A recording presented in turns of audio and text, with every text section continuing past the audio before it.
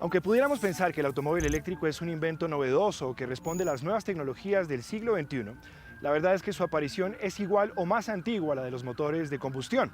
La experimentación con motores eléctricos se atribuye al escocés Robert Anderson, que entre 1832 y 1839 logró construir el primer automóvil que funcionaba en su totalidad con un motor eléctrico, y paralelamente en 1835 el profesor Sibrandus Strating de los Países Bajos fabricaba prototipos de autos eléctricos de escala reducida.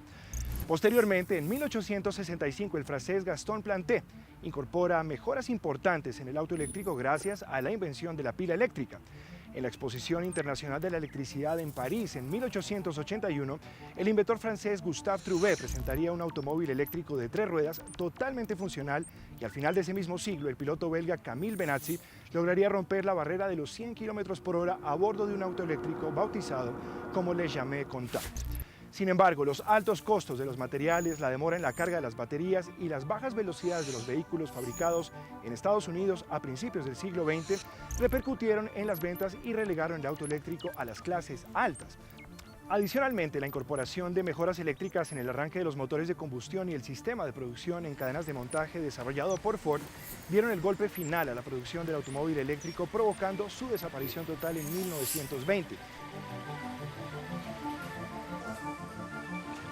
Desde entonces, los vehículos eléctricos se vieron relegados a tareas industriales como los montacargas o recreativas como los carritos de golf.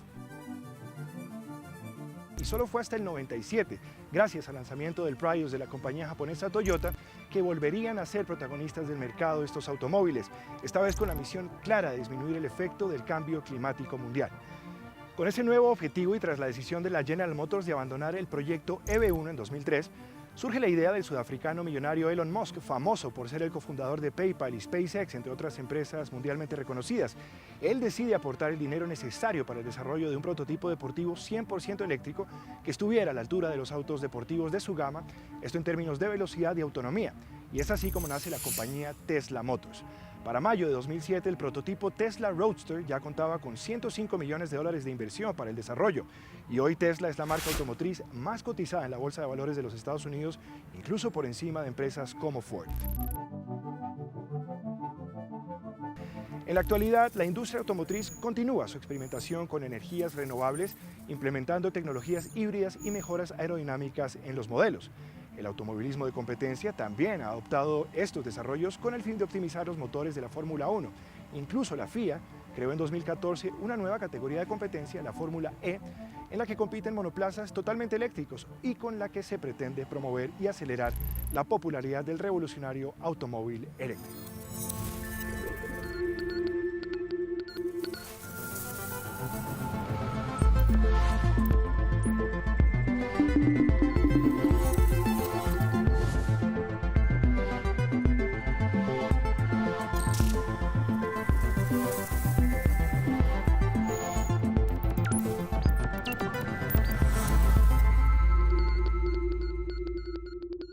Las energías renovables no son un tema nuevo. Desde hace décadas, la humanidad ha comenzado lentamente a tomar conciencia de la importancia de desarrollar formas de generar energía sin destruir el planeta.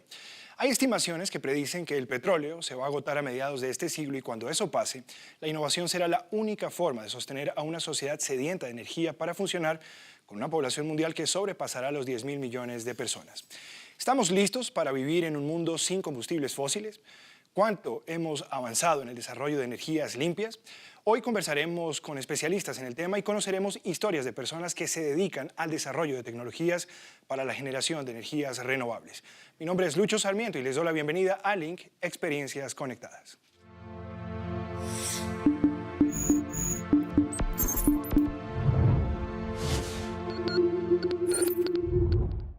Hoy nos acompañan en estudio Willer Guevara, él es director de DAASU, Dirección de Asuntos Ambientales, Sectorial y Urbana, que hace parte del Ministerio del Medio Ambiente y Desarrollo Sostenible de Colombia. Y está con nosotros Francisco Perdomo, director ejecutivo de Smart Green Energy, que es una compañía especializada en eficiencia energética y energías renovables. Francisco, Willer, muchas gracias por estar con nosotros. Empecemos por lo básico, y es por entender realmente de qué estamos hablando, porque muchos usamos el término energías renovables sin necesariamente saber qué significa este importante término hoy por hoy. Quiero arrancar por Willer. ¿Qué entendemos, Willer, o debemos entender mejor por energías renovables? Muchas gracias por invitarnos a este espacio. Energías renovables debemos entender aquellas que provienen del uso de los recursos naturales que en principio consideraríamos que son de fuentes inagotables o de aquellas que se pueden renovar naturalmente o también artificialmente. Esa sería una definición muy abstracta de lo que son las energías no renovables. Existen también unos términos asociados que es el tema de energías no convencionales. Muchas veces no son lo mismo. Decimos que es lo mismo, no es lo mismo, y hay esa diferencia. Pero en principio tienden a ser lo mismo. Francisco, ¿por qué considera usted que es importante apostarle a la investigación en materia de energías renovables? Bueno, buenas noches, muchas gracias por la invitación. Más que la investigación, porque pues, la investigación tú lo mencionaste en la introducción, hace más de 20, 30 años es que se está hablando de este tema. Hay bastante avance ya en investigación. Yo creería que queríamos hablar más de acción, de inversión. Esto está más cerca de cada uno de nosotros de lo que nos imaginamos. Y quisiera complementar un poco lo que dice Wheeler con respecto al término renovable. Se basa simplemente en esto, la velocidad a la que se produce ese recurso o esa fuente produce energía comparada o contrastada con la velocidad a la que gastamos ese recurso. Si la fuente o el recurso se produce más rápido de lo que lo gastamos, se considera renovable, como el sol, el viento. Si se produce muy lento, comparado con el ritmo de uso de eso, por ejemplo, los combustibles fósiles, el petróleo dura miles de años en producirse y nosotros lo gastamos muy rápido, cada vez más.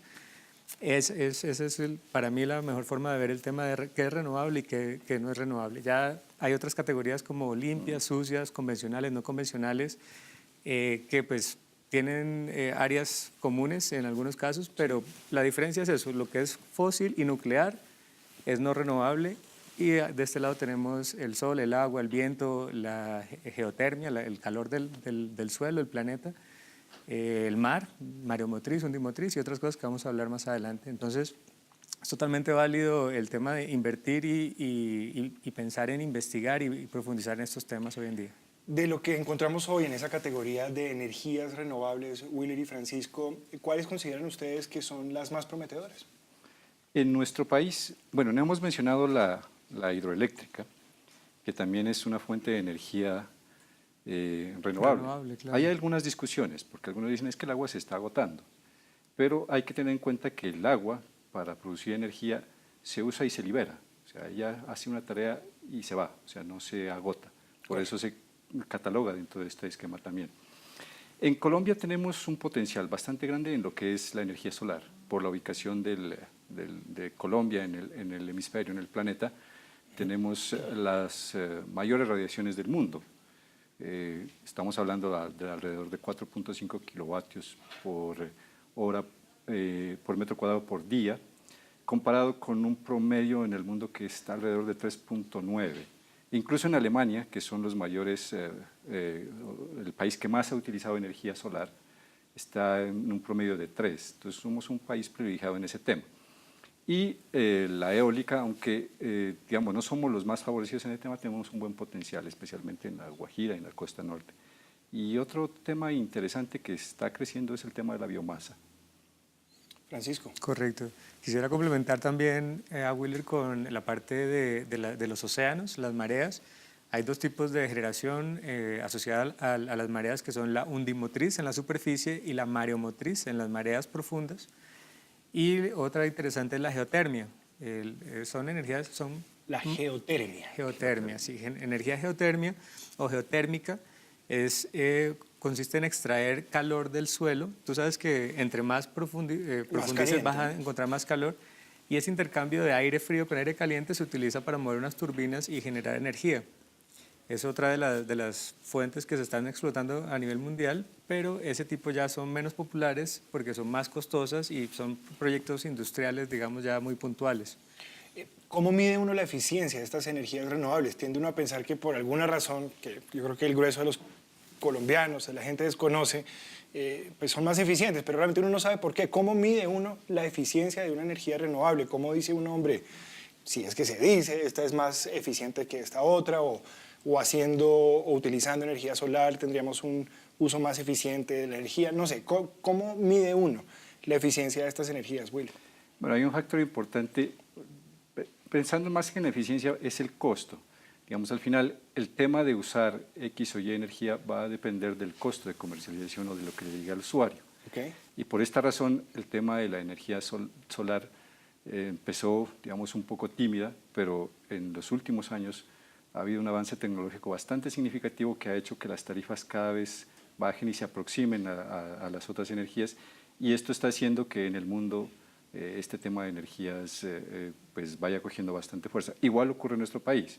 En nuestro país, pues nosotros teníamos esa diferencia, y a raíz de eso, en el 2014 el Gobierno Nacional emitió una ley, la 1715, para fomentar y hacer pues, que las empresas invirtieran en ese tipo de energías. Y ahí creamos unos incentivos, el tema de IVA y otras cosas, para que ellos pues, apuntaran a estos negocios, y está dando buenos resultados. Digamos, tenemos más de 10 proyectos registrados en autoridad ambiental de solar y unos tantos de eólico que están arrancando. Ya nos decía Willer, eficiencia relaciona un poquito más al costo. ¿Qué dice usted, Francisco? Realmente sí podemos hablar de eficiencia. Pues eficiencia es simplemente de lo que se necesita para producir energía en este caso. Sí. ¿Qué porcentaje de lo que yo tomo estoy utilizando realmente para producir? Los paneles solares, como decía Willer, pues empezaron en 1954 en proyectos aeroespaciales en la NASA para alimentar los transbordadores y todos los elementos que ellos usaban en el espacio. Pero la eficiencia desde ese tiempo hasta ahora sí ha ido mejorando, va asociada a la tecnología y a la investigación que tú mencionabas al comienzo. Entonces, hoy en día tenemos paneles solares de 16% de eficiencia, 20%, 25% de eficiencia. Actualmente hay una línea de investigación que está llegando a el 44% de eficiencia. Pero cuando vemos realmente el potencial que tiene el sol en un segundo, si pudiéramos capturar toda la radiación del sol en un segundo, alimentaríamos la humanidad por toda su existencia, desde hace 5.000 años de existencia. Entonces, en eficiencia ahí tenemos que ver eso. Todo el potencial que tenemos y qué tanto lo estamos aprovechando. En solar tenemos bastante disposición, así el panel sea lo menos eficiente posible, sí, se va a dimensionar para que cumpla una tarea específica. En cuanto al viento, la rosa de los vientos nos favorece mucho aquí en Colombia también, y hay gente que cree que en Bogotá, por ejemplo, no se puede generar con un aerogenerador. La realidad es que las personas que viven en apartamentos altos se dan cuenta, en el balcón de 10 metros hacia arriba, entre más tú subas, más potencial de viento vas a tener. Y ahí me gustaría introducir un concepto que se llama generación distribuida. Consiste simplemente, es lo contrario a la generación tradicional, sí, que es llevar la generación lo más cerca posible a la carga, donde tú la estás consumiendo. Y ahora nos conectamos con Miami, en Estados Unidos. Allí se encuentra Catalina Valenzuela, quien nos preparó el siguiente Interlink. Mi nombre es Pablo Bueno, trabajo como investigador en un centro de investigación acá en San Antonio, Texas, que se llama Southwest Research Institute. Digamos que dentro de las tecnologías nuevas que hay, la energía solar ha tomado mucha importancia últimamente, sobre todo lo que llamamos energía fotovoltaica, que son estos paneles solares que todos vemos, con los que todos estamos muy familiarizados. Y también en años recientes hemos visto un boom en lo que es la energía eólica, que son estas grandes turbinas de viento que a veces vemos también en muchos lugares. En épocas más recientes ha tomado mucho auge lo que llamamos energía solar concentrada, que básicamente es cuando tomamos un sistema de espejos para concentrar la luz solar en un solo punto, y ahí lo que hacemos es pasar agua o pasar algún otro tipo de fluido que calentamos para luego generar energía a través de una turbina. Lo que pasa es que obviamente el negocio de los paneles solares no le ayuda mucho a las empresas de generación de energía, porque están perdiendo parte de su negocio. En otras épocas, por ejemplo, y en otros lugares, ha habido muchos subsidios para que haya más generación a partir de energías renovables. Inclusive hay algunos lugares en los que la empresa de energía está obligada a comprarle la energía a las casas que generan más de su demanda. Entonces, por ejemplo, si en tu casa, si al final del año tú terminas generando más energía de la que necesitaste, entonces la empresa te tiene que pagar ese excedente. Entonces, por ejemplo, en países como Alemania se estaba dando el caso de que había gente que al final del año estaba haciendo una pequeña cantidad de dinero, no mucho, porque pues tampoco no se van a volver ricos a partir de eso, pero lo suficiente como para ganar algo de dinero. Las empresas energéticas entonces empezaron a hacer lobby para que quitaran este tipo de subsidios y también para que a las empresas que estaban pensando en instalar nuevas plantas, por ejemplo, muchas veces les daban créditos o les daban algún tipo de exención tributaria. Todo eso se está acabando. Hoy en día las regulaciones varían, obviamente de país a país, pero básicamente lo que estamos viendo es que en algunas economías un poco más desarrolladas se están acabando los subsidios y los incentivos, mientras que otros países que hasta ahora están viendo el auge de las energías renovables están empezando a implementarlos, con el agravante de que ya conocen los efectos que vimos en estos países desarrollados. Entonces seguramente no van a ser tan buenos los beneficios que reciban las personas y las empresas interesadas en energías renovables como lo fueron en otras épocas. Los carros eléctricos ciertamente van a ayudar a que ese tipo de problemas se reduzcan, pero entonces al mismo tiempo esos carros eléctricos no se cargan solos, ¿verdad? En este momento no tiene cada uno su propia celda fotoeléctrica que lo va a cargar. Todavía están dependiendo de la generación de energía por otros medios, ya sea por hidrocarburos, o sea petróleo, gas natural, carbón. También estos vehículos pues tienen la particularidad de que las baterías tienen algunos químicos bastante exóticos, entonces cuando ya las baterías llegan al final de su vida útil deben ser manejadas de manera especial. ¿Cuáles son los retos y cuáles son las cosas en las que estamos trabajando en este momento? Aquí en Estados Unidos el Departamento de Energía, los últimos 5 años más o menos, han empujado el uso del dióxido de carbono para las plantas de generación energética.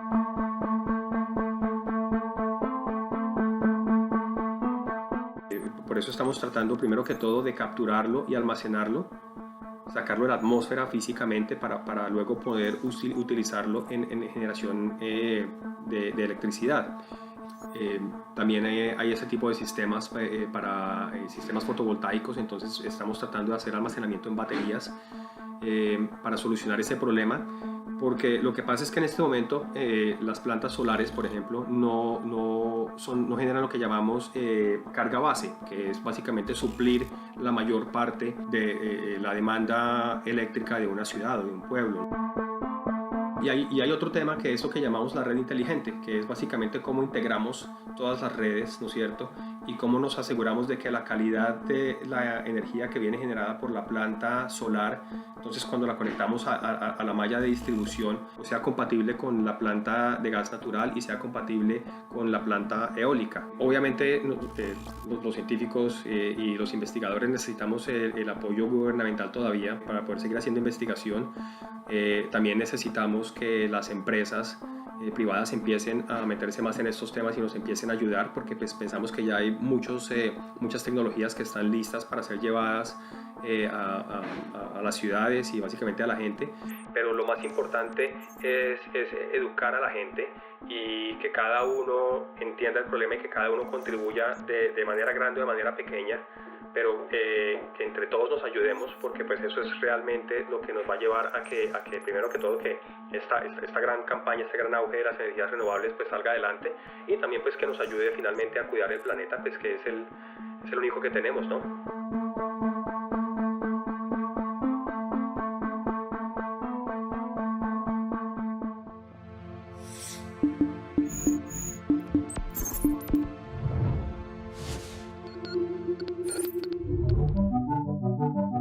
Mi nombre es Javier Roldán, soy ingeniero mecánico de la Universidad Distrital, soy bogotano, tengo 37 años y en este momento trabajo con el Centro de Investigación e Innovación en Ingeniería de la Corporación Industrial Minuto de Dios en el desarrollo de proyectos relacionados a la movilidad eléctrica. Cursando mi carrera como ingeniero mecánico, el tema de energías alternativas me llamó bastante la atención y el tema de los autos siempre me encantó. cuando terminé mi carrera universitaria, desarrollé una máquina eólica y se me ocurrió la idea de meter esa máquina eólica en un auto eléctrico. Tomé la iniciativa con mi hermano de crear un proyecto de investigación a ver si esa idea de meter máquinas eólicas en autos eléctricos era viable técnicamente. EOLO es un proyecto de emprendimiento y de investigación que busca crear industria automotriz en Colombia. Esa industria automotriz pues, sea benéfica en la parte social, en la parte ambiental y en la parte económica para los colombianos. Cuando empezó la idea, éramos mi hermano y yo trabajando al respecto, y pues que la gente confiara en dos personas y que esas dos personas estaban solicitando un capital importante para desarrollar el proyecto, pues es complicado que las entidades confíen en uno.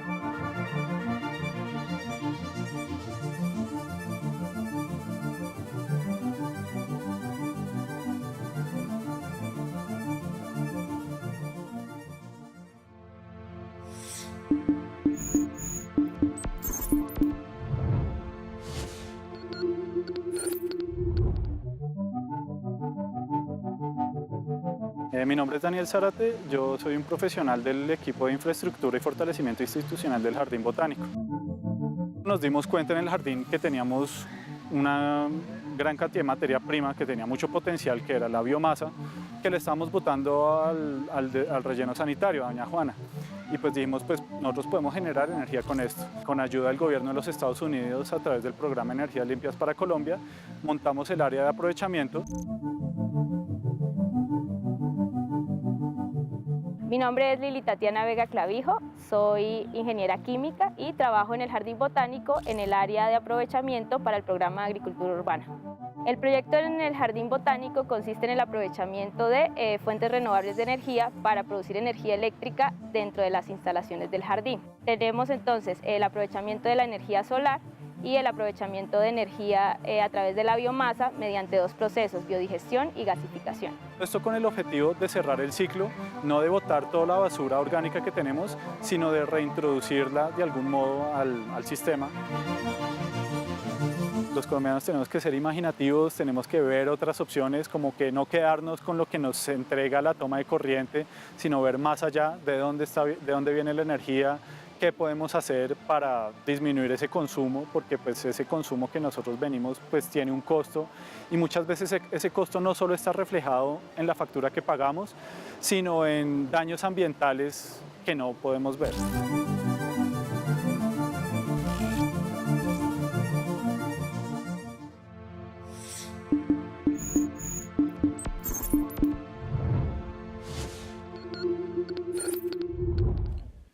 Hagamos una pausa y al regreso continuaremos hablando sobre energías renovables aquí en Link, Experiencias Conectadas.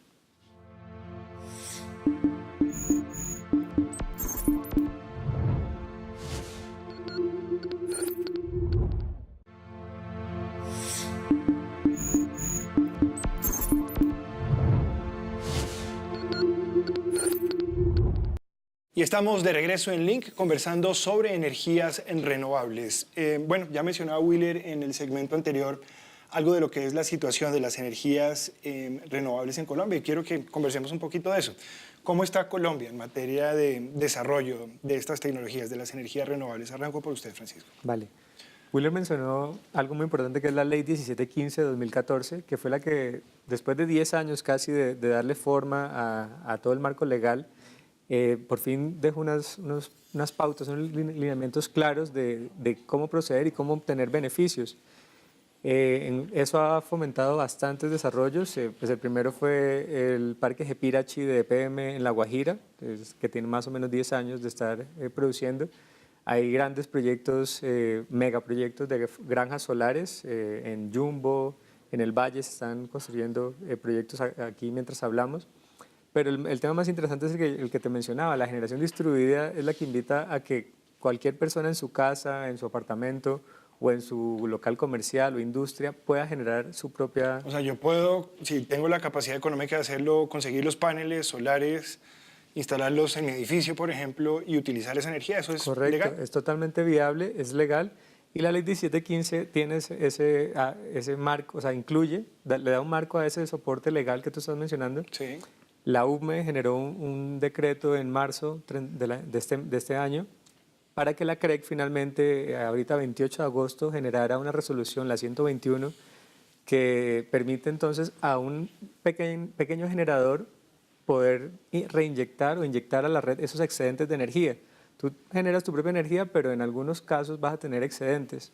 ¿Qué pasa con eso? No había claridad hasta ahora en Colombia qué puedes hacer tú con esa energía, si venderla, regalarla o solo almacenarla. Y esa es la función de la CREC en este momento. Tenemos 30 días, estamos discutiendo ese borrador de resolución que nos va a dejar ya el tema mucho más claro. Willer, escucha uno hablar a Francisco y pensaría que, digamos, Colombia está ya avanzado en el tema de energías renovables, pero tiene uno como ciudadano también la sensación de que aún el tema no despega en Colombia, y me quedo con su comentario del segmento anterior en el que decía, hombre, hay un gran potencial. Tendríamos para desarrollar energías renovables de tipo solar, tenemos un gran potencial, pero aún no estamos ahí. Uno finalmente como consumidor aún no siente que esa sea una alternativa. ¿Por qué no despegan con fuerza, digamos, o con suficiente seguridad o proyección este tipo de energías en Colombia, Willer? Sí, un punto importante es el tema de nuestra alta capacidad de generación de energía hidroeléctrica. Y seguramente esto no se asocia con energía renovable, y por esa razón nosotros sentimos que estamos un poco relegados.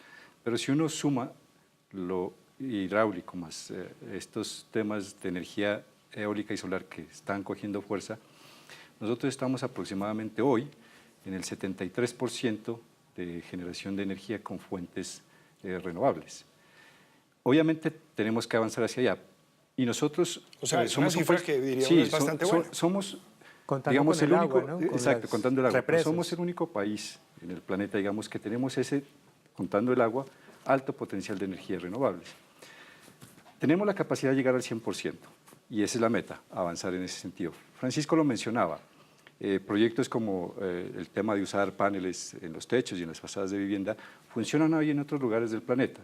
Y aquí se abrió la puerta para empezar a explorarlos y avanzar en ello. En la medida que nosotros vayamos implementando regulaciones como las que menciona Francisco de la UME, nosotros estamos trabajando en términos de referencia para eólico, solar, la geotermia que hablaba Francisco, también estamos nosotros, biomasa, también estamos trabajando en dar esos lineamientos desde el punto de vista ambiental para que las empresas tengan la libertad de presentar sus estudios. Pero si le entiendo bien, Willer, el tener una capacidad hidroeléctrica tan fuerte casi que está afectando nuestra decisión de buscar otras fuentes de energía renovable, ¿puede ser esa la situación? Pensaría que no había esa preocupación tan sentida. Sin embargo, con los acuerdos de París y todo el tema de los objetivos de desarrollo sostenible, en este gobierno, el Plan Nacional de Desarrollo sí implementó una meta, bajita diría yo para mi concepto, que es el 6.5 al 2018, exceptuando la energía hidroeléctrica de las otras energías. Pero como le digo, nuestro potencial puede crecer mucho más allá de eso. Francisco. Sí, respondiendo a tu pregunta, yo me enfocaría un poco en la tarifa del kilovatio hora. Lo que nos está frenando de que esto sea masivo y sea un boom es que estamos apenas llegando al punto de equilibrio en donde es más económico, en donde debería ser más rentable generar con energías renovables que tomar la energía de la red eléctrica de la empresa de cada ciudad, de cada departamento. El punto de equilibrio para mí es 450 pesos por kilovatio hora.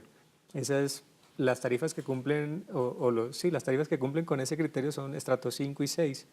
Y la mayoría de la población está por debajo de esos niveles. Entonces, cuando el costo de implementar energías renovables baje de 450 pesos por kilovatio hora, va a ser un tema que tú vas a empezar a verlo en todas partes.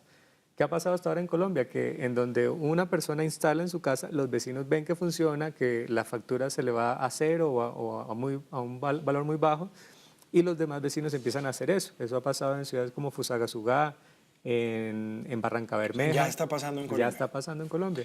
Hay una inercia que hay que romper, y es eso, hay desinformación bastante y desconocimiento, supongo. Y desconocimiento, también. Y pues los colombianos los latinos en general somos muy desconfiados, entonces queremos ver que eso tan bonito que lo pintan en televisión en todas partes, que de verdad se pase aquí al lado, a mi vecino. Ya lo dice Francisco, eso tan bonito. Y es que yo creo que todos queremos o quisiéramos estar utilizando energías renovables y saber que si cargué el celular fue con energía solar o eólica, o pues bien lo menciona Wheeler, ya lo hacemos con energía hidroeléctrica. Pero, ¿qué tan dispuestos o qué tan preparados estamos como sociedad para dejar de utilizar las energías fósiles, las que venimos utilizando hasta el momento? ¿Estamos listos? Porque yo creo que esa también es una decisión que como sociedad hay que tomar y es difícil de tomar, ¿no? Implica unos cambios drásticos, Wheeler. Sí, señor. Hay dos aspectos importantes. Lo mencionaba Francisco, el tema de la tarifa, lo económico. Mientras estemos por encima del promedio, del valor que hoy tenemos en la red, va a ser difícil que esto se masifique, bien lo decía Francisco. O sea, ese es un punto clave, o sea, es vital lograr. Afortunadamente, la tecnología está avanzando bastante rápido, al menos en lo solar, ya lo mencionábamos inicialmente, y eso está permitiendo que las tarifas bajen pues hasta puntos que puedan ser competitivos. Por otro lado, desde el gobierno estamos incentivando algunos instrumentos para lograr también el equilibrio de esas tarifas. Pero también falta mayor conciencia ambiental de la gente. Nosotros normalmente nos acordamos del tema ambiental cuando ocurren cosas catastróficas. Entonces hablamos de Irma y de estos eventos que pasan y como que ahí tocamos nos y despierta la reaccionamos. conciencia ambiental, claro. Pero luego pasa unos 8 días y se nos olvida. Y en eso sí es fundamental el usuario. Si el usuario pues solicita que se cambie o que haya mayor oferta de estas energías, seguramente alguien las va a proveer. Bueno, importante. Yo quiero hacer una breve pausa, ya continuamos con el tema, Francisco. Quiero invitar a nuestros televidentes a que continuemos viendo más historias sobre energías renovables y en breve regresamos aquí al estudio para continuar esta conversación en Link Experiencias Conectadas.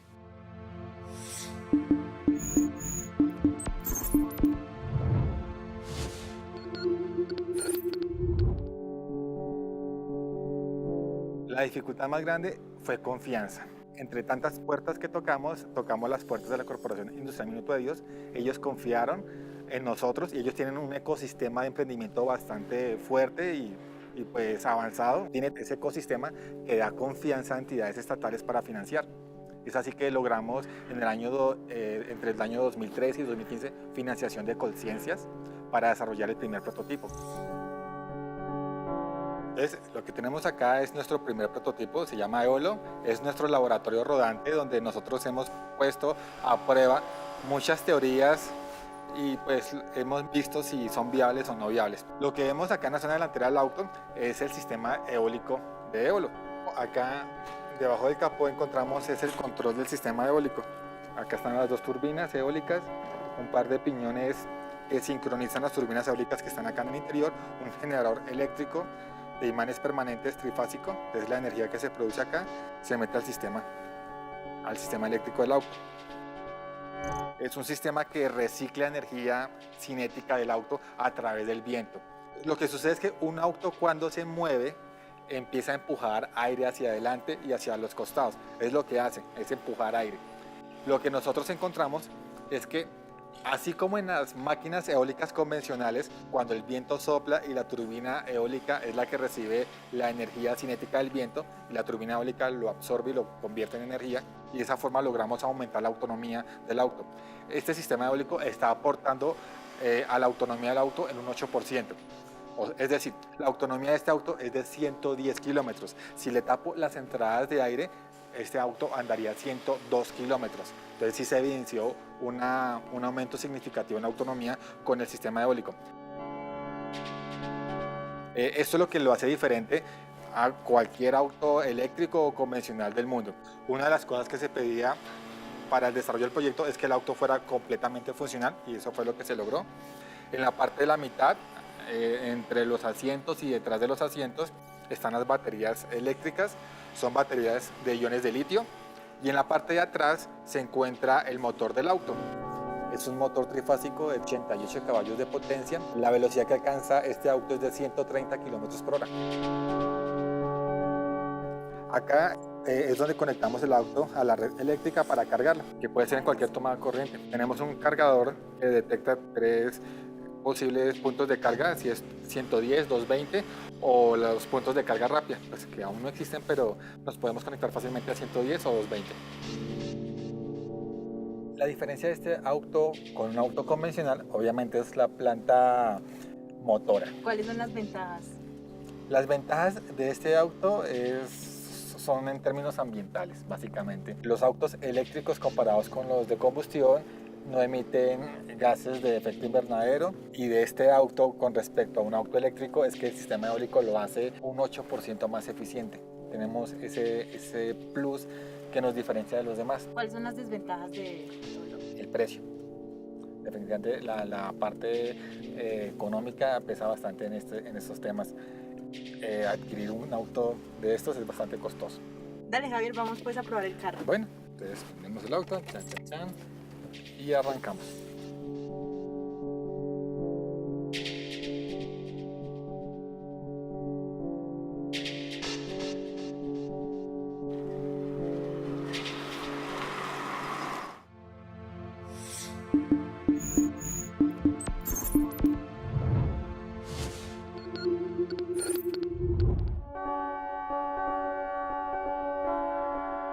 El gran problema que tienen las energías alternativas es la confiabilidad.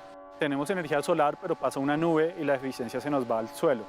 La biomasa, pues dependemos mucho de las condiciones mismas de la biomasa, que pues ellos tienen densidad variable, pueden tener altos grados de humedad y pueden no estar siempre disponible porque la cantidad que necesitamos es demasiada, comparada, digamos, con el carbón, que pues es abundante y está siempre disponible.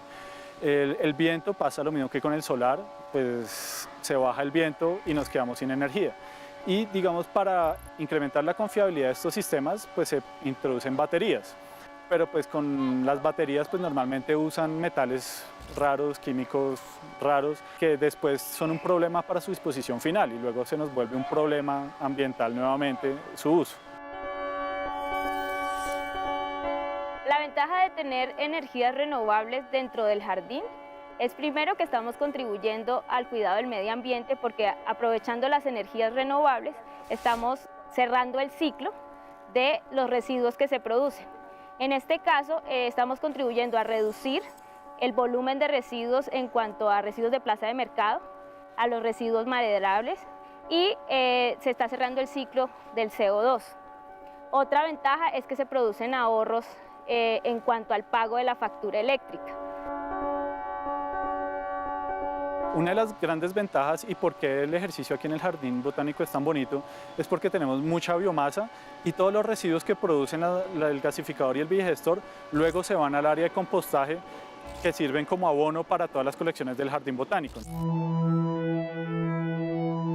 La energía solar la captamos mediante unos paneles solares que en el momento se encuentran instalados en el techo del área de aprovechamiento. Lo que hacemos es captar la radiación solar y esta se convierte en energía eléctrica. El proceso de gasificación se realiza a partir de los residuos maderables que se obtienen del mantenimiento de las colecciones vivas del jardín. Nosotros recibimos los troncos, los reducimos de tamaño, realizamos una clasificación de acuerdo al tamaño y esa biomasa que nos sirve la pasamos a secar. Y una vez tenemos la biomasa seca y en las condiciones que requiere el equipo, procedemos a hacer el proceso de gasificación. Entonces, una vez se produce el gas, el motor se enciende y se empieza a producir energía eléctrica. En el jardín también contamos con 3 reactores para realizar el proceso de biodigestión en seco. Este proceso consiste en la degradación de materia orgánica. En este caso estamos utilizando residuos de césped y residuos de plaza de mercado con rumen de vaca, con el fin de poder producir metano, y lo pasamos a una planta diésel que está modificada para trabajar con gas para producir energía eléctrica. Entonces la idea es minimizar a cero los residuos y de esta forma lo que hacemos es pues proteger más el planeta, eliminar todas las basuras y aprovechar todo lo que tenemos para el beneficio del jardín.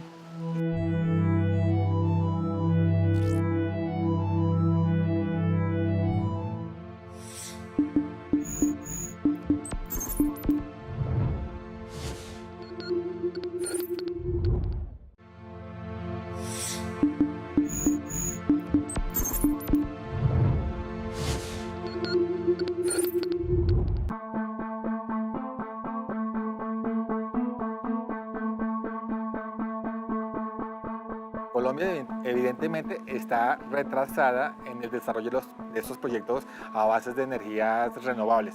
Lo que tiene frenado estos desarrollos es la parte económica.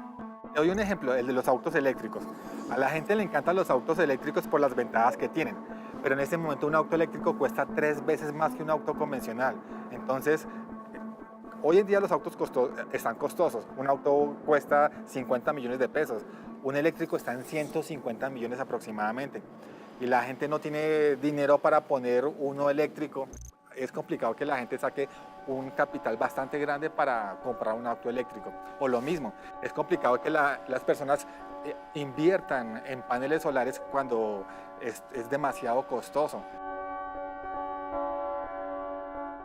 Para que Colombia tenga mayor fuerza en esos temas de energías alternativas, el tema viene más de la parte de investigación. Lo que toca hacer es desarrollar esos sistemas que sean más económicos y compitan con los tradicionales.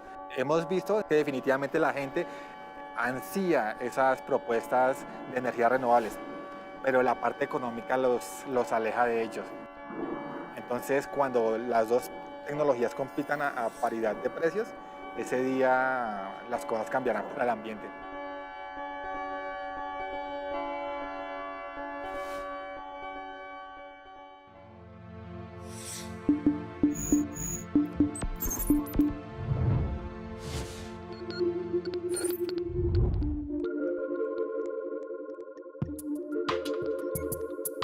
Los proyectos de energías renovables pueden no ser atractivos para las personas que tienen que sacar el dinero para invertir en estos debido a los altos costos de operación y de inversión que tienen que hacer y los largos tiempos de recuperación de su dinero. Pero si están acompañados estos proyectos de los beneficios ambientales, los beneficios para las poblaciones, por ejemplo, que no tienen energía y que pueden encontrar en sus recursos naturales una fuente, estos proyectos se vuelven más atractivos siempre y cuando tengan ese acompañamiento y esa cofinanciación. En Colombia aún tenemos mucho potencial, pero todavía nos falta mucho apoyo del gobierno para poder implementar, para poder subsidiar sistemas de energías alternativas. Porque pues, se ve claramente con el fenómeno del Niño, el último, que hubo un gran escándalo por las termoeléctricas, porque no estaban disponibles. O sea, hubo una necesidad energética y lo primero que hicimos fue correr hacia las energías tradicionales, que fue la termoeléctrica. Entonces lo que necesitamos es desarrollar más proyectos de energías alternativas, como financiarlos más, no depender tanto en casos de emergencia de una termoeléctrica, sino como implementar proyectos y aprovechar todo ese potencial que tenemos en el país. Las energías renovables pues en nuestro país todavía no son rentables debido a que se necesitan muchos incentivos para que estas sean económicamente viables. Esto tiene que acompañarse de los bonos de carbono y de todos esos beneficios ambientales que se le suman para que los proyectos sean económicamente viables o atractivos para un inversor. Tenemos que concientizarnos primero que todo, ver que las energías alternativas pues es una forma de enfrentar el gran problema que tenemos, que es el del aire, que todas las emisiones de carbono las tenemos que reducir, pues se gastan millones de pesos en el sistema de salud para enfrentar las enfermedades respiratorias, pero también las instituciones, el gobierno tiene que apoyar mucho más la generación de energías alternativas, porque a veces hay unos grandes monopolios generadores de energía que no permiten otros actores en el sistema. Entonces, lo que necesitamos es como apoyo para que la energía sea mucho más barata.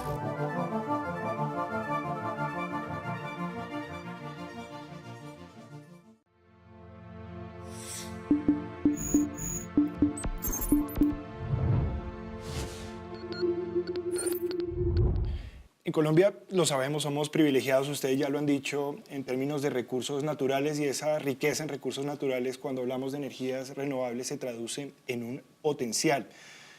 La pregunta arranca para usted, Willer, que está representando al Estado en esta mesa, y es si podremos traducir esa riqueza en recursos en un desarrollo energético a futuro. Claro que sí, y esa es la apuesta. Nosotros todavía dependemos en parte de generación de energía con combustibles fósiles, carbón especialmente, en las termoeléctricas, pero tenemos la diversidad para poder lograr, como le decía antes, tener el 100% de energías renovables, incluyendo la hidráulica.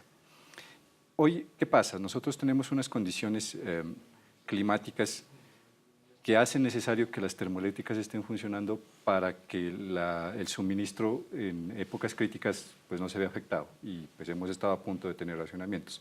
Pero eso lo podemos suplir con la energía solar y eólica, más la hidroeléctrica, porque todas ellas son variables, ¿sí? Pero si hacemos un buen esquema, pues podemos tener una continuidad en el tiempo de 100% de energías renovables, incluyendo también el tema de biomasa, que no hemos hablado mucho de ello, pero tenemos en el país bastantes oportunidades de ello. Caña, palma. Digamos que hablamos de biomasa. ¿Qué es biomasa? Brevemente. Biomasa es la generación de energía a partir de residuos orgánicos, como el tema del bagazo de la caña, lo que sobra de la palma, y en Colombia hay un arroz, potencial, etcétera. Y en Colombia hay un potencial que de hecho ya se está utilizando. Muchas de las empresas han empezado a hacer sus propios sistemas de autoabastecimiento de esta energía. Incluso en el tema de generar nuestra propia energía, biomasa, o sea, por decir algo, sembrar árboles de X característica que pudieran utilizarse para generar energía. Eso lo que da es cierta estabilidad. Eso también podría ser factible, en otros países lo usan, aquí se está apenas evaluando, pero es posible hacerlo. Es decir, hay potencial para Hay potencial y energías. nosotros podríamos, como les digo, llegar a ser 100%, incluyendo la hidráulica, con energía renovable. Francisco, yo quería volver sobre algo que ya conversamos, pero me parece importante y lo conversábamos ahorita entre segmentos, y es si estamos listos o no para vivir sin energías fósiles. Si usted tenía un importante comentario que quería compartir con nosotros, me parece relevante. Claro, hacerlo. con mucho gusto. En mi punto de vista, sí estamos listos para vivir sin combustibles fósiles, siempre y cuando resolvamos el problema de movilidad. Lo único para lo cual una familia común en Colombia usa combustibles fósiles ya no es para cocinar ni nada de eso, solo para mover su vehículo, para movilizarse. Estamos viendo pues ya la entrada de alternativas a eso, vehículos eléctricos, hay mucha gente en bicicleta, el tema del motor reactor de hidrógeno, que pues, Ya ha demostrado tener la capacidad de un motor tradicional. no, claro, y en vez de gasolina tú le pones agua. Es un reactor de hidrógeno. En Brasil hay mucho transporte masivo que es a base de motores de hidrógeno. Sí. Y pues todo eso va a desplazar poco a poco el tema de vehículos a motor de combustión. Este avance se hubiera visto hace 30 años, pero ha sido frenado por grandes multinacionales y muchos intereses geopolíticos en el tema del petróleo. Francisco, es que uno siente eso, uno ve que otros países desarrollados ya están en la vanguardia en temas de los carros, los llamados híbridos, si no son 100% eléctricos. Correcto. ¿Por qué en Colombia todavía uno se pregunta, y uno oye incluso a las generaciones más jóvenes preguntarse, ¿por qué seguimos produciendo carros que utilizan gasolina, energías fósiles? ¿Por qué, Francisco? Willer, perdón, ¿por qué no estamos más adelante con el tema de los carros eléctricos y ya lo vemos que es un tema a nivel mundial? Sí, digamos que en Colombia pues nosotros siempre vamos un poco atrás, en todo, ¿sí? Entonces en tema de manejo de residuos, etcétera, pero estos ejemplos de los otros países nos sirven para impulsar a aquello. Entonces hoy estamos escuchando que en Europa ya ellos están poniendo metas de cero uso de para los próximos años, no es cuestión de 50, es ya. Nosotros hemos venido trabajando en el tema, especialmente en el tema de vehículos eléctricos. Hace algunos años sacamos algunos incentivos y se abrieron unos cupos para importación de vehículos eléctricos que no se usaron muy eficientemente. El año pasado nos pusimos a revisar y hablamos con los empresarios y decíamos, bueno, ¿cuál es la dificultad? ¿Por qué esta falta de vehículos eléctricos en el país? Y ellos se sentían como un poco maniatados en el tema de que los cupos no les daba cierta libertad. Entonces eso lo modificamos este año, incrementamos los cupos a 40.000 vehículos eléctricos aproximadamente y les dejamos que ellos tengan libertad de decir cuántos importan y esperamos que eso dé buenos resultados. Y el otro tema importante ahí es el tema de la carga del vehículo eléctrico. Las electrolineras que se llama, que son lo similar a las estaciones de servicio, pues tenemos que instalarlas y entonces también hay que hacer una política para que eso se fomente y pues se vuelva un negocio llamativo y productivo. Pero ¿Existe la voluntad política para hacer estos procesos? Existe la voluntad política, existe la voluntad porque al menos desde el Ministerio de Ambiente estamos jalonando mucho el tema. Y un punto importante, el tema de la eficiencia de vehículos eléctricos en nuestro caso, si miramos que 65% de la matriz renovable es altísima, y en esto nos favorecería mucho pues, el tema de las emisiones de gases de efecto invernadero. El ahorro sería muy bueno. Y pues a la par de eso está todo el tema de movilidad y de lo que pasa en las ciudades con la calidad del aire. Y el uso del diésel y bueno, todo lo que ustedes ya conocen. Ya medio lo tocaba Francisco, es el tema de esa voluntad política, porque creo que la realidad es contundente, el potencial, ustedes lo han expuesto aquí, es enorme, pero la realidad todavía nos deja un poquito rezagados. Y les cedo la última palabra del programa para que contestemos esa pregunta. ¿Existe la voluntad política en Colombia para dar estos pasos? ¿Es suficiente con lo que se ha hecho o qué falta? Para concluir, Francisco. Bueno, pues gracias por darme esa oportunidad del cierre.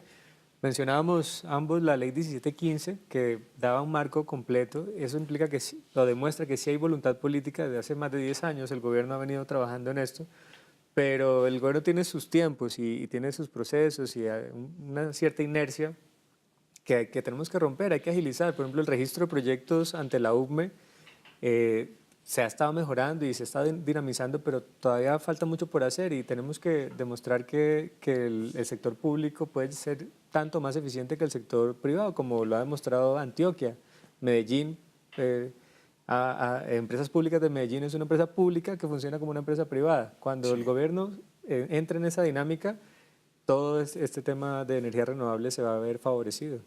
Pues Francisco Willer, muchas gracias por venir a Link, ayudarnos a entender este tema de las energías renovables que sin duda será crítico para el futuro de Colombia y por supuesto el mundo. Muchas gracias. Gracias a ustedes. Chévere.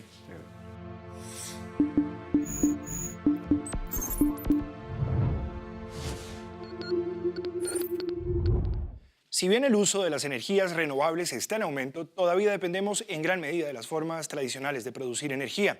Las tecnologías alternativas prometen ser la clave para un futuro cada vez más amenazado por problemas como el cambio climático y la sobrepoblación. Pero, ¿cuánto tiempo nos queda para dar el salto a las energías limpias? ¿Será una transformación traumática?